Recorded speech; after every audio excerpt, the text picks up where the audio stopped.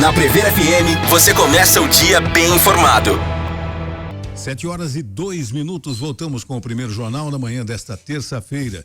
E para a nossa entrevista número 838, recebendo aqui no estúdio o João Cláudio e também o Celso Laposte. O João Cláudio é o presidente e o Celso Laposte é o tesoureiro do nosso asilo Padre Euclides. Bom dia, João, bom dia, Celso, satisfação em tê-los aqui, viu? Bom dia, Márcio, bom dia, Godinho, Lourival, prazer é todo nosso estar aqui. Bom dia, Celso. Bom dia a todos também, Márcio, André, o Panhosa, muito obrigado pelo convite para a gente estar aqui hoje. Asilo Padre Euclides, como é que tá o nosso asilo, João Cláudio? Estamos tocando lá, né? Nós voltamos lá numa intervenção, eu com o Celso, né? Tava uma diretoria meio tumultuada lá e tivemos que voltar lá, né? Então estamos lá. Quantos assistidos hoje existem no asilo? Hoje tem 70 idosos lá. 70 idosos. É a capacidade máxima, é isso? É. Mas já fica difícil para administrar por causa do número de funcionários, né? Entendi. E a gente sempre ouve falar do asilo Padre Euclides. Há quanto tempo existe o asilo Padre Euclides? Olha, tem uma placa lá que a última vez que eu vi é 1932. 32? Fundado em 1932. E tem uma história, né? Sim. Muita gente já passou pelo asilo. E aquelas ações que costumeiramente, nesse tempo de rádio, sempre divulguei, visitas, festas, arrecadação, isso continua acontecendo? A gente voltando lá, procurar fazer para arrecadar fundo para se manter, né? Que só com os repasses de verba e doações é muito caro, né? Fica a manutenção para nós dar um conforto para os idosos lá, né? Entendi. Como é que funciona o dia a dia? O que é oferecido? Como é que é para um idoso poder chegar no asilo? Qual que é o processo que é feito para que vocês consigam acolher uma pessoa lá dentro? Hoje, com a parceria com a prefeitura, está passando pela assistência social do município, né? E eles estão fazendo a entrevista, vendo tudo, que eles já são mais capacitados. A assistência social do município vê o mais excitado e encaminha para nós lá. A fila é enorme, a demanda é grande. É mesmo? E mais ou menos quantas pessoas normalmente vocês atendem ou que reivindicam entrar no asilo por dia? Muito grande. Isso todo dia, uma liga pedindo vaga e pela prefeitura, no fim do ano passado, tinha uma fila de 100 pessoas aguardando vaga. 100 pessoas? 100 pessoas. E aí quando não consegue, como é que fica, Celso? Fica aguardando, porque não tem outro lugar em Botucatu que recebe isso aí, né?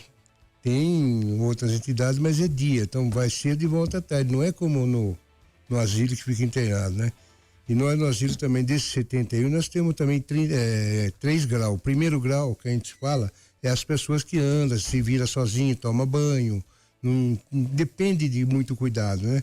E segundo grau é o que os cadeirantes, que tem cadeirante, que anda na cadeira de roda, anda de bengala, anda de muleta lá dentro. E o terceiro grau nós temos em média 27 acamados, que é o mais delicado, né? Que é o terceiro grau.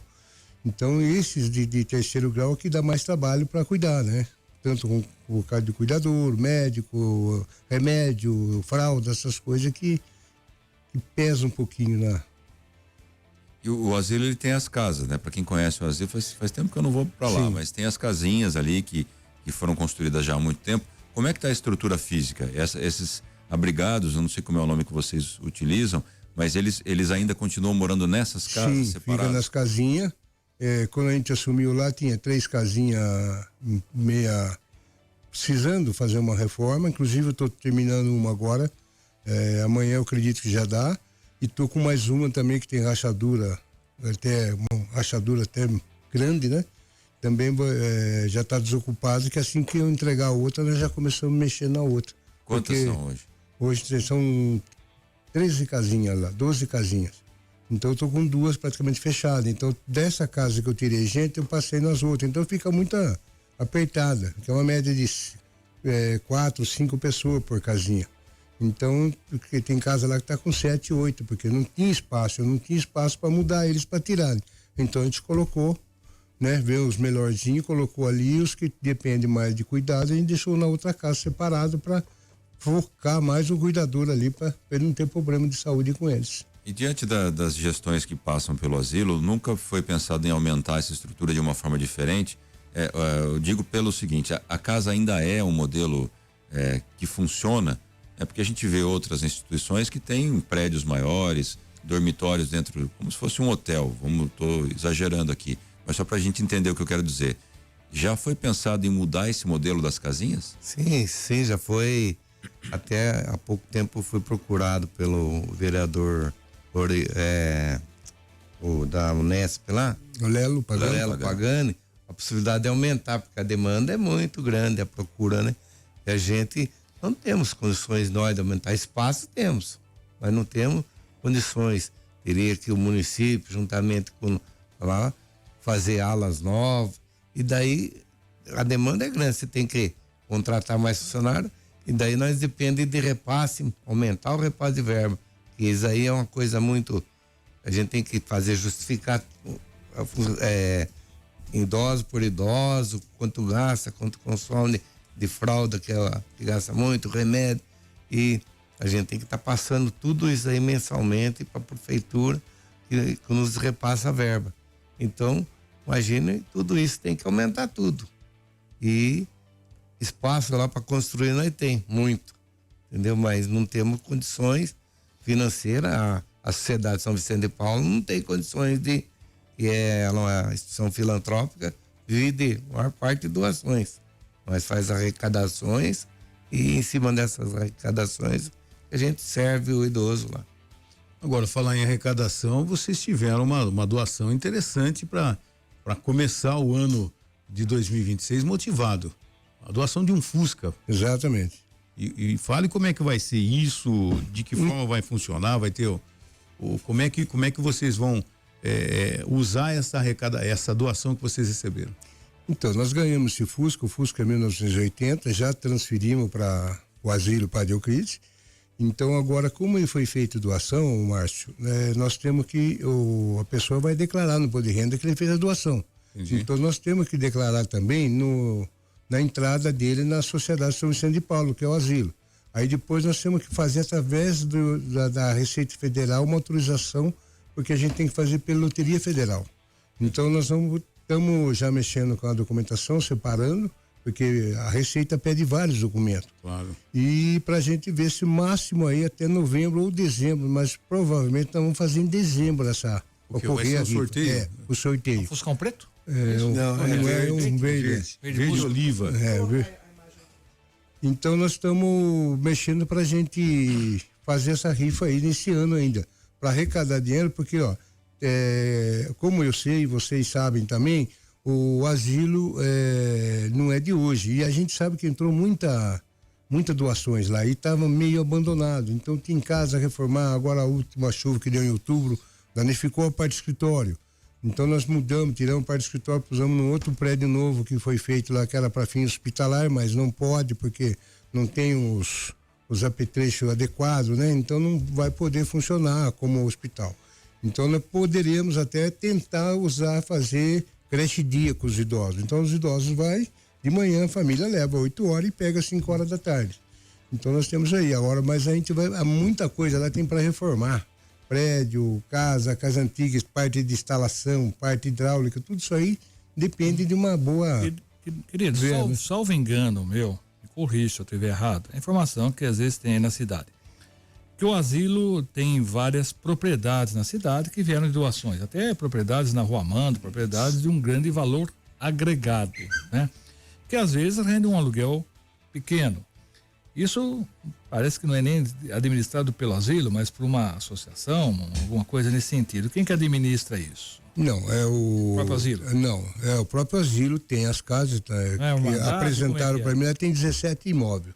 17 imóveis. 2 ou 3 terrenos, né? Quem administra é uma imobiliária. Só que quem administra essa imobiliária, que administra também fazia parte de lá, que era o Nuno Imóveis. Ele que está comandando os aluguéis. Mas como são casas antigas, nós temos casa lá, agora que está tentando fazer um levantamento, estamos fazendo um levantamento, tem casa que está alugada por R$350. Então, é isso que eu quero chegar a um ponto, né? Agora, precisa fazer uma avaliação, a gente vê para ver. Porque mas é melhor vender, né? Porque qual é o custo de cada pessoa que está lá hoje, né? Olha, morando no asilo? Porque lá a maioria é aposentado com salário mínimo. E esse salário fica lá ou não? Esse salário mínimo funciona assim. Desse salário mínimo, 70% vai para o asilo. E 30%, de acordo com a lei do idoso, nós temos que depositar à disposição do idoso. Exatamente. Nós podemos usar esses 30%. Como? Porque às vezes você tem um remédio que tem que comprar para o idoso que a prefeitura, o município, o estado não dá. Então tem que comprar. Então nós usamos esses 30% que é em benefício dele. E eles também podem pegar esses 30% e gastar no que eles tiverem vontade de comprar. Então qual é o custo hoje de um idoso lá dentro do asilo? Se a gente fosse calcular, média, né? nós fizemos uma média de tudo que usa para eles lá, é uma média de R$2.500, R$3.000. R$2.500, R$3.000. Exatamente. Mas ele já tem uma pensão lá dele que dá no mínimo 1.000 e alguma coisa. Não, a pensão que eles são aposentados é 1.508. Mas tem uns que são aposentados com 3, 4 mil, como é que fica? Tem uns que é aposentado, a gente pega, aí... Se eu colocar o Márcio lá, a aposentadoria dele é 4 mil, quer dizer, então, vocês vão receber 70% dos 4. 70% dos 4. Não vou colocar o celular. Agora, pode ser que, se ele pode ocorrer de abrir mão, a pessoa abrir mão, a família abrir mão de todos, exatamente. E é comum que faça isso. Como? Então, e aí os 30% de todo qualquer jeito, desses 3 mil, por exemplo, do salário dele, vai ter que deixar os 30% depositados, separados. De acordo com a lei do idoso, é lei. Porque o que o Godinho falou tem toda a razão, quer dizer, você ter casinhas espaçadas dificulta muito o cuidado, principalmente à noite, tá chovendo, como é que você vai lá ver se o idoso está passando mal ou não, né? Quer dizer, ter uma ala, ou pode até ter um lugar de convivência durante o dia, mas de à noite reunir para poder ficar mais fácil o cuidado. Porque se você coloca uma ala com todos eles ali, fica muito mais fácil você cuidar durante a noite, numa emergência, ter uma enfermeira, sei lá. Ali do lado CCI, no sentido asilo do lado direito, nós sugerimos ali para a Sociedade São Vicente de Paulo fazer um prédio, né? Um tipo de U novo para fazer os quartos, né? Tipo suíte, um quarto com banheiro, para ficar numa reta, porque lá é assim o terreno. Então é difícil até de você se locomover com ele. Né? Então eu teria que dar um corte e fazer um U para fazer um prédio novo atrás das casinhas que tem acesso interligado. Então, mas o fato de vocês não conseguir absorver quantas pessoas estão na fila? 100? Não. Em dezembro tinha uma média de 100 pessoas. Para não deve ter conseguir mais. absorver isso daí, falta espaço ou falta dinheiro? Falta lugar pra gente pôr os dois, que é o dinheiro o prédio, ou sei lá, a casinha, porque o terreno nós temos demais. O asilo hoje não é deficitário. O que ele recebe, consegue manter ele?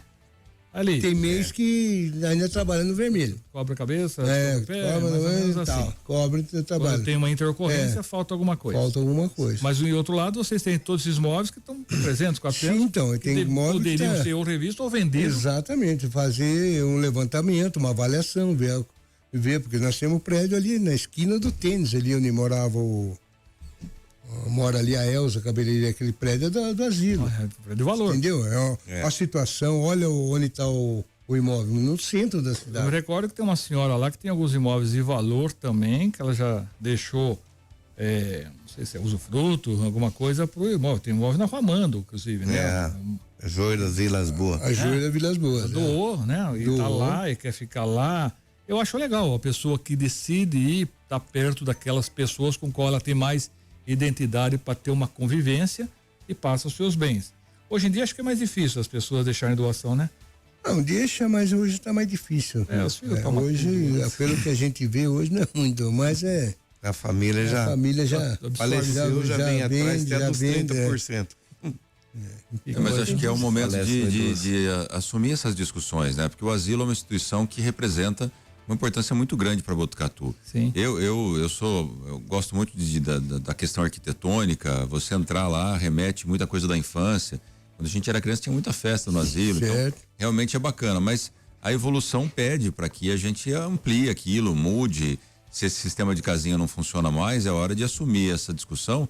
E acho que a ideia do Lorival é fantástica, porque às vezes você tem imóveis precários, quase caindo, que vão cedo ou tarde gerar um gasto muito alto para você recuperar aquilo. Reformar, E esse imóvel que gera hoje R$300 de aluguel para o asilo poderia se transformar num novo prédio, numa ala ampliada para melhor atendimento. Vamos lembrar que, não me lembro agora, se 5 ou 6 anos atrás teve um incêndio numa casinha. Tem toda essa questão, né? O risco deles ficarem sozinhos ali. Então é algo que a gente precisa avançar. Até mudar, pela importância né, do asilo para a cidade. Pelo tempo, né? Desde 1932, vocês disseram, né? Pelo tempo Próximo que existe de 100 o anos asilo, já, né? próximo de 100 anos, de mudar, inclusive, a mentalidade de ser um negócio mais que possa facilitar a atuação dos funcionários, principalmente à noite, né? E com esses imóveis que são deficitários.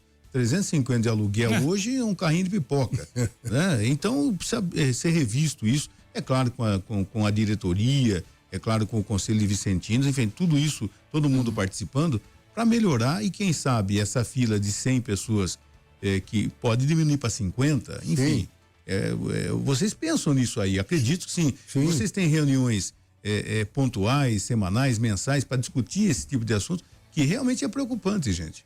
Como houve essa intervenção, como o João diz, então a gente está montando agora a nova diretoria, vai montar uma diretoria. Nós temos um prazo de 180 dias para montar e fazer uma eleição para poder montar a diretoria, porque a diretoria é o presidente, o vice-presidente, tesoureiro, secretário, né? São todos o Conselho voluntários. Fiscal, são todos voluntários. Por que teve uma intervenção, você está dizendo? Porque eu, como assumi lá que eu era o segundo vice-presidente do Aguiar, que estava lá, e eu não tenho 2 anos de Vicentino, então eu não podia assumir. Então, o que acontece? Para não ficar sem ninguém, houve essa intervenção e eu tinha convidado o João para me apoiar, porque o João já foi 2 vezes.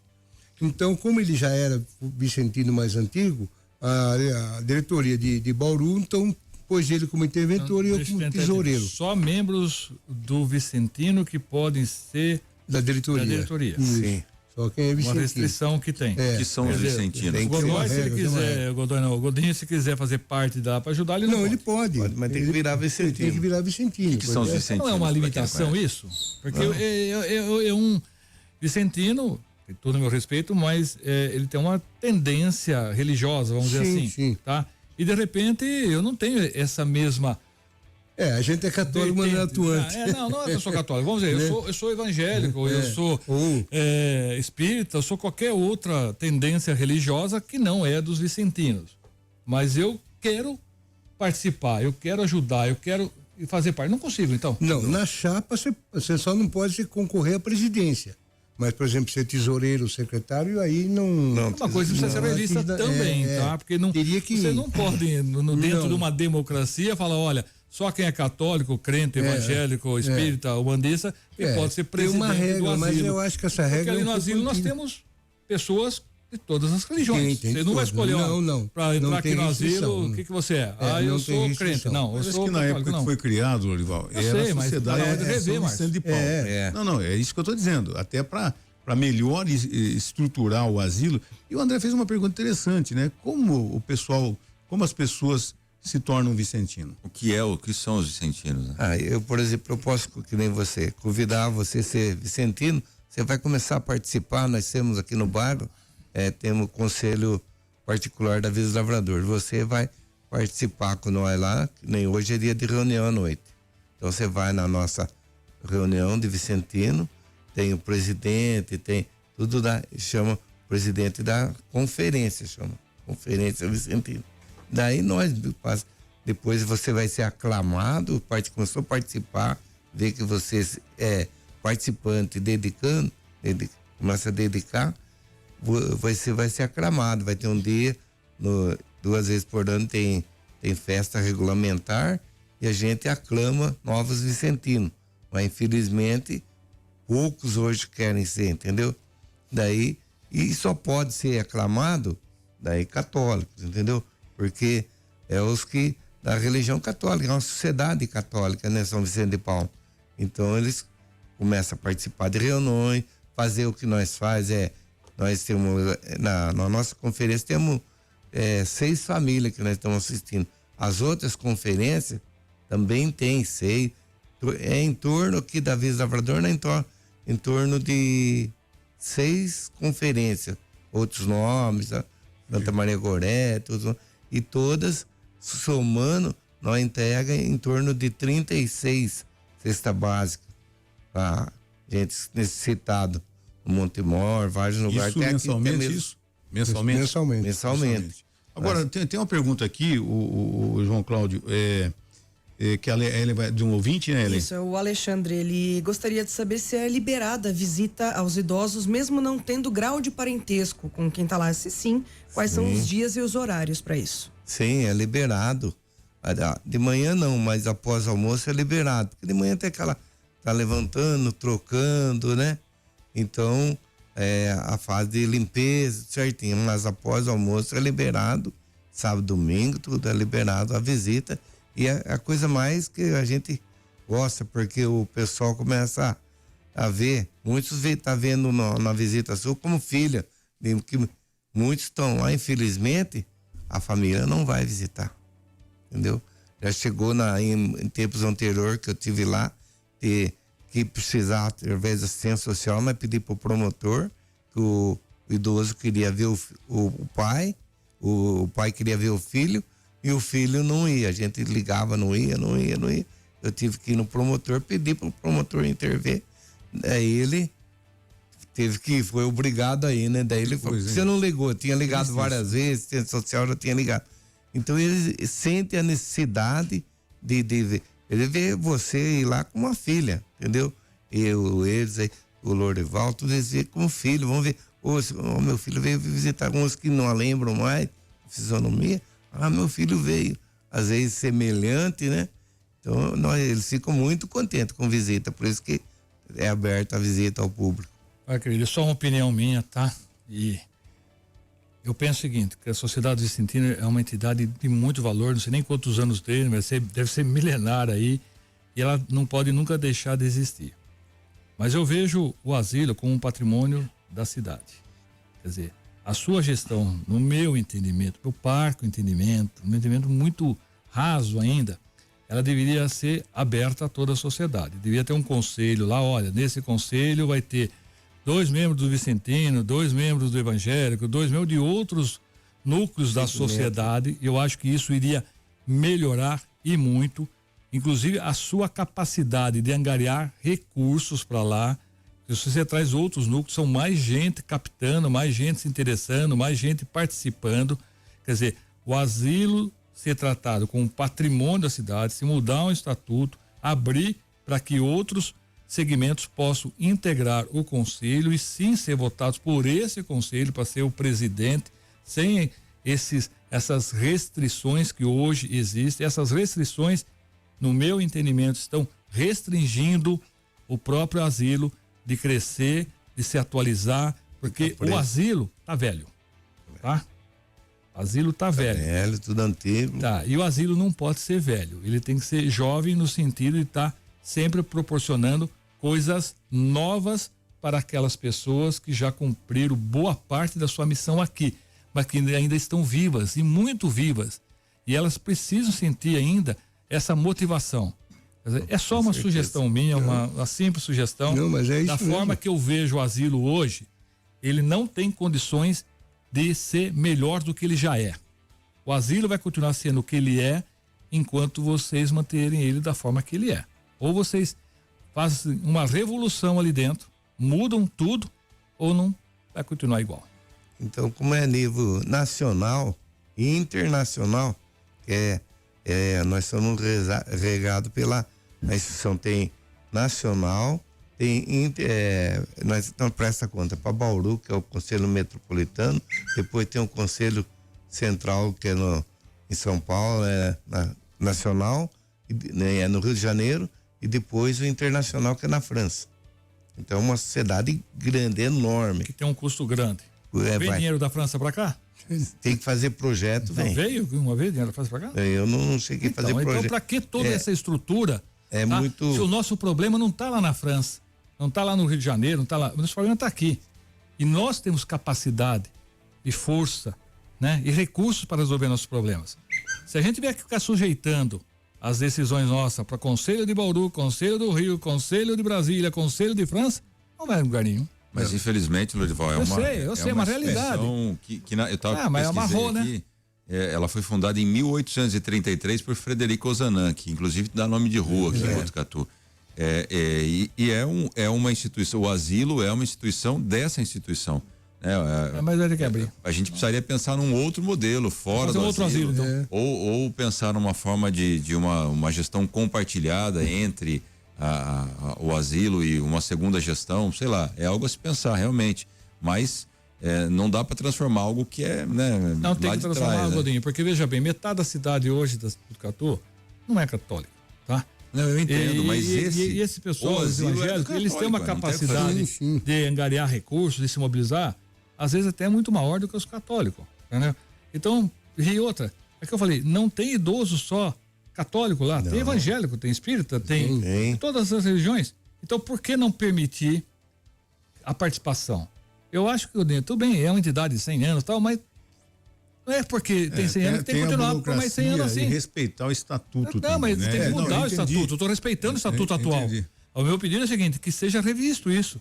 Porque esse modelo está ultrapassado. No meu entendimento, posso estar, e geralmente eu estou, tá? 100% errado. É difícil acertar uma, mas quando acerto na veia, tá? Então daí dá certo.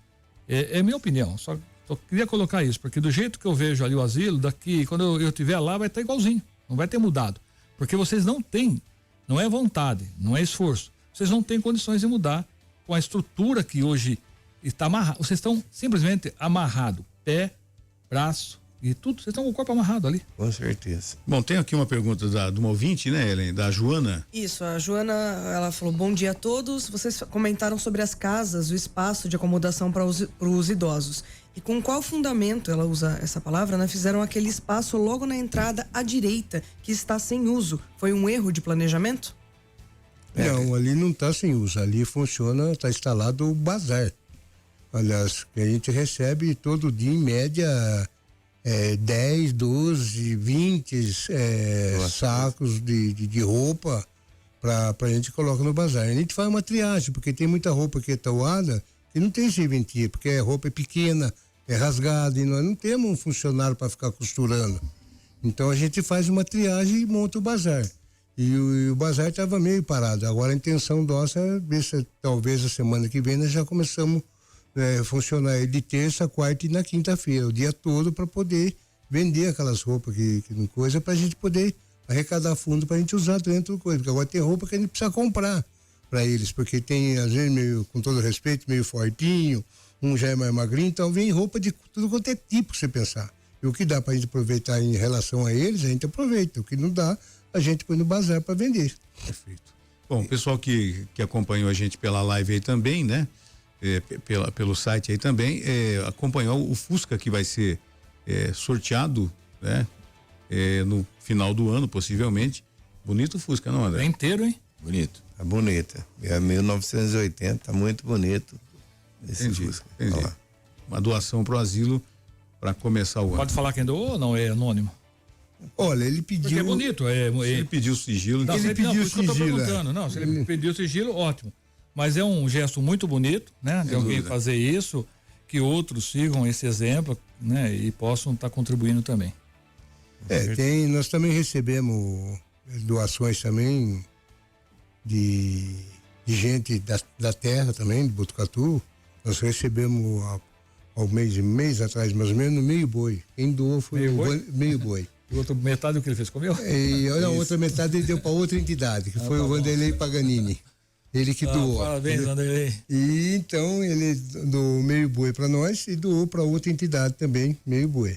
Então a gente ganha as coisas. A parte todo mês é média de 16, 18 cesta básica, a Eucatex doa. Então, nessa parte de alimentos, as coisas é bem mesmo. Eles têm uma cozinha grande lá? Tem uma dieta para cada um? Agora, diferente? Não, tem alguns sim. Tem alguns. Tem nutricionista? Tem nutricionista. Não tinha isso. Não tinha nutricionista, não tinha psicóloga. Nós contratamos. Quem que mantém esses funcionários? A prefeitura? A prefeitura, Faz o convênio e. Quantos funcionários hoje? hoje 51, 52 funcionários. É que é 24 horas, 365 dias por ano. Então são 12 por 36 de trabalho. Eu tenho 9 durante o dia e 4 à noite. Porque à noite geralmente é 9 horas, já recolhe pra casinha. Ela vai dormir. Fecha, só fica o alarme, né? Tá. Alguma emergência, aciona o alarme na central ali, que nós temos uma CRH que fala que é onde que fica o pessoal da enfermagem ali. Fica... Cada casinha tem um botão do pânico. Cada casinha grita lá embaixo, aciona a sirene. E a nossa querida Dolores, tá lá ainda? Não? Tá a Dolores, tá a irmã dela e o irmão. Olha, a família toda, tá os três. Aí se vocês uma casinha só ou não? Como é que não. Mulher é separada. Mesmo sendo família? Mesmo sendo família. Não é separado. São critérios. Muito respeito, mas... O único que ficou lá um pouco com a mulher, que faleceu há pouco tempo, foi o Ciro Barbeiro, né? Ciro Barbeiro ficou lá? O Ciro ficou lá. Grande Ciro. Então ele foi feito um pedido, então ele ficou numa casinha que eu tinha acabado de reformar, ele ficou lá, mas foi também um mês e pouco que ele veio a falecer. Mas ele ficou com a mulher, mas não, a gente tem separado para não ter problema. É assim mesmo, separado, de vez em quando dá umas briguinhas. João Cláudio Celso, muito obrigado pela presença aqui. Contem com a gente para divulgar as ações do asilo e que tudo transcorra a contento nesse ano de 2026, viu? Obrigado, o Márcio, o Godinho, o Lorival. Sucesso para vocês. Obrigado, a gente conta assim com vocês, somente a hora que a gente começar a divulgação da venda da rifa e do Fusca, a gente vai precisar do apoio de vocês, sim. Conta com a gente. Cada um ajuda como pode, né? Você sabe, nós sempre fizemos os serviços daqueles que dali se adiantam de forma gratuita para também colaborar. Eu acho que cada um no seu setor, no seu meio, na sua profissão, tem algo que possa dar para o asilo. Sim. Eu vejo o asilo como uma instituição de toda Botucatu, como uma responsabilidade, um compromisso de todos nós, porque se é algo que todos nós queremos, né, é envelhecer, né? E alguns vão ter que terminar os seus dias nesse plano ali. Não existe outra opção. A família vai definando, né? Vai acabando, não tem às vezes até por opção pessoal, né? Sim. E é importante que aquilo ali tenha uma estrutura com capacidade de absorver mais pessoas, com mais qualidade, né? Com mais... já tá ultrapassado, né? A gente precisava melhorar a estrutura. Com todo respeito, no meu modo de ver, sim. Não, né? Mas a gente entende, só depende de recursos e a sociedade receber o recurso e poder deve ampliar. Nós não tivemos a oportunidade de falar, Márcio, que nem ali. Não é um depósito de pessoas. Tem que ter atividades. Que atividade vocês hoje promovem com aquelas pessoas? Que outras atividades poderiam estar sendo implantadas se mais recursos houvesse?